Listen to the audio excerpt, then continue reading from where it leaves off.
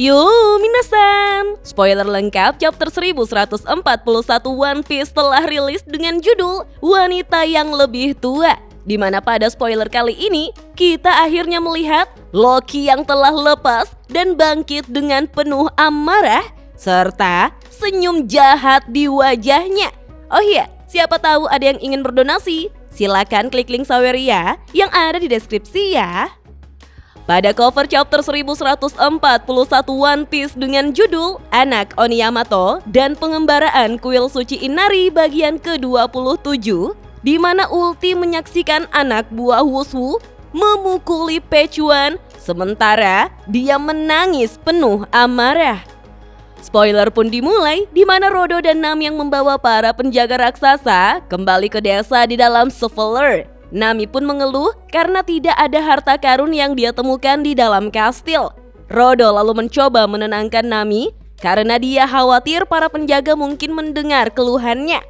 Panel lalu berpindah ke Ripley dan Franky yang melanjutkan tur Pohon Harta Karun Adam, di mana Franky mengatakan bahwa ada lebih banyak hal tentang pohon Adam yang bisa dia lihat daripada yang pernah dia bayangkan. Ripley pun menjelaskan bahwa para raksasa telah tinggal di atas cabang-cabang pohon raksasa itu selama bertahun-tahun. Itulah sebabnya setiap cabang memiliki sejarah yang begitu kaya. Tiba-tiba Franky terkejut melihat ada cabang besar pohon Adam yang telah ditebang. Ripley pun menjelaskan jika dulu ada sebuah desa bernama Haugen di cabang pohon tersebut. Namun suatu hari desa tersebut terbakar habis karena sambaran petir. Cabang pohon Adam yang terkena petir sangat bermasalah karena sekali mereka terbakar, api tidak akan padam begitu saja. Untuk mencegah api menyebar ke cabang lain, mereka harus memotong seluruh cabang bersama dengan desa yang terbakar di atasnya. Mendengar itu, tentu saja Franky semakin terkejut.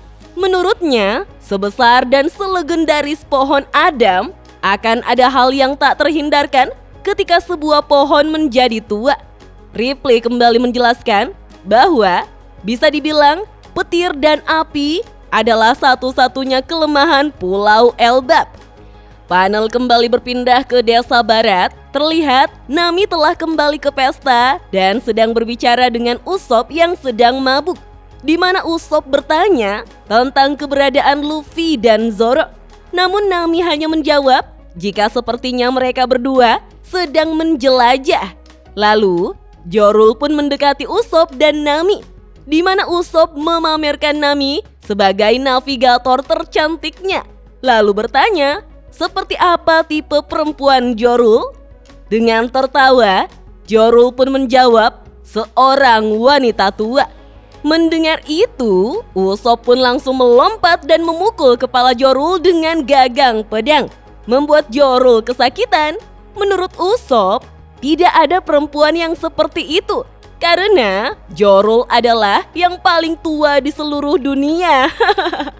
Terlihat Nami duduk di sebelah Jinbe sambil memperhatikan tingkah Usopp yang mabuk.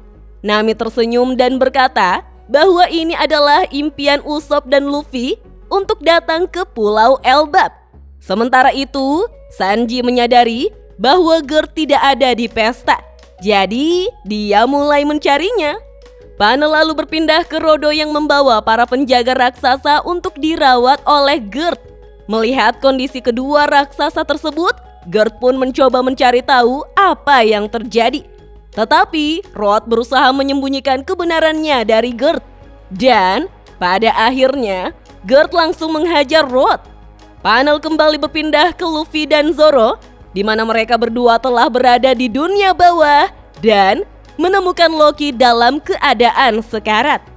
Luffy lalu mencoba membuka rantainya, tetapi rantai itu terbuat dari Kairo Seki sehingga dia langsung melemah begitu menyentuh rantai tersebut. Zoro dan Luffy pun berdebat karena menurut Zoro tidak aman untuk melepaskan Loki sekarang juga. Dia perlu berbicara dengannya terlebih dahulu untuk mengetahui seperti apa orangnya. Zoro lalu berjalan ke arah Loki dan menendang lukanya, membuat Loki berteriak kesakitan.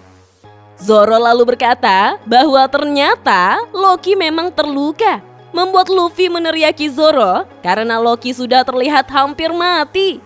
Mendengar itu, Zoro pun mengatakan jika Loki mati, berarti takdirnya memang sampai di sini saja. Luffy pun menyebut Zoro sangat jahat. Dan pada akhirnya, Zoro setuju untuk melepaskan rantai Loki. Tetapi, dia akan tetap membiarkan satu belenggu terpasang di pergelangan kakinya. Luffy lalu berniat untuk memanggil Chopper dan menyembuhkan Loki. Tetapi, karena perpustakaan burung hantu terlalu jauh, sehingga mereka harus memanggil dokter desa sebagai gantinya. Kemudian, Zoro mengatakan jika para raksasa tahu mereka membebaskan Loki, mereka pasti akan diusir. Luffy pun mengatakan dia tidak peduli dan tetap akan memanggil dokter dari desa. Luffy juga berkata bahwa mereka harus mencari daging karena tidak ada yang bisa pulih tanpa memakan daging. Zoro lalu melihat hewan-hewan yang sudah dikalahkan di dekat Loki dan mengatakan bahwa itu ada banyak daging yang bertebaran. Mendengar itu, Luffy tampak marah karena menurut Luffy, hewan-hewan itu adalah temannya. Jadi, Luffy akan memburu sesuatu yang lain di atas gunung. Tapi Zoro justru menjawab bahwa daging tetaplah daging, membuat Luffy semakin marah. Karena menurut Luffy, dia tidak akan pernah memakan temannya. Dengan cepat, Zoro pun meminta maaf. Saat Luffy hendak pergi ke desa, dia mendengar sesuatu dari langit. Luffy dan Zoro pun melihat Hajrudin dan krunya bersama Sanji jatuh dari langit dengan kapal Shoveler. Hajrudin telah mendengar segalanya dari Road dan bergegas turun untuk menghentikan Luffy dan Zoro. Namun, karena mereka terburu-buru, kru Hajrudin tidak menggunakan lift biasa dan malah menaiki kapal Shoveler. Akibatnya, Shoveler jatuh karena tidak ada awan pulau di tingkat yang lebih rendah. Dengan cepat, Luffy menggunakan Gomu Gomu no Fusion untuk menolong mereka semua. Tubuh Luffy menggelembung besar untuk menghentikan Shoveler, membuat Hajrudin menangis bahagia melihat Luffy. Tetapi karena pantulan besar, Shoveler terpental kembali dan membuat semua orang kecuali Gord dan Sanji terlempar kembali. Beberapa saat kemudian, Hajrudin dan krunya akhirnya berhasil bertemu kembali dengan Luffy meskipun mereka sudah terluka. Hajrudin pun berterima kasih kepada Luffy atas bantuannya karena jatuh dari ketinggian itu berarti kematian seketika. Lalu, Hajrudin meminta Luffy untuk tidak melepaskan Loki. Hajrudin meminta untuk memikirkan kembali keputusan untuk membebaskan Loki. Karena menurut Hajrudin, Luffy tidak boleh mempercayai Loki yang licik dan kejam. Itu karena Loki adalah penjahat yang tidak bisa dimaafkan. Hajrudin telah mengenal Loki sejak masih bocah. Karena jika Loki mengatakan sesuatu yang menyenangkan, sudah pasti itu hanyalah tipu muslihat. Bahkan, Hajrudin menganggap bahwa Loki adalah raksasa yang sangat licik. Dia bisa membunuh seseorang yang dia sebut teman kemarin dengan begitu mudahnya. Loki adalah musuh dunia. Namun, Zoro memberitahu mereka bahwa hal itu sudah terlambat. Kita pun melihat Loki yang telah bangkit meskipun belenggu masih ada di pergelangan kakinya. Loki berdiri tepat di hadapan Luffy dengan ekspresi yang sangat marah. Ukurannya begitu besar sehingga Luffy terlihat seperti semut di sampingnya. Para kru bajak laut raksasa baru pun sangat terkejut melihat Loki telah berdiri. Begitupun Luffy yang terkejut karena menurutnya seharusnya Loki masih pingsan.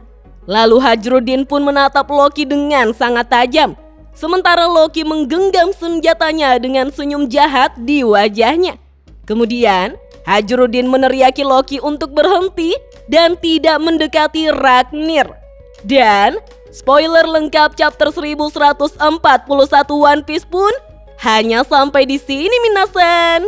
Wah, apakah Loki akan benar-benar mengamuk dan menghadapi Luffy serta Zoro sekaligus? Atau justru ada hal yang membuat Loki lebih ingin menyerang para Holy Knight yang juga sedang bersiap menyerang sekolah Walrus. Oh iya, minggu depan One Piece tidak libur, yatta! Oke deh minasan, kita tunggu saja chapter lengkapnya rilis besok ya. Dah.